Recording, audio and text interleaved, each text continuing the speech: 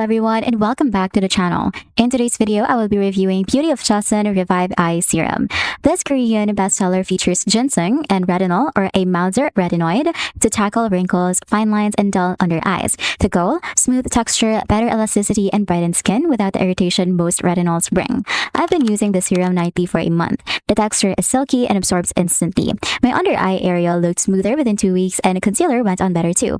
I had no peeling or dryness, which says a lot for a retinol-based product. After 3 weeks, the fine lines under my eyes looked softer and the area felt a lot plumper.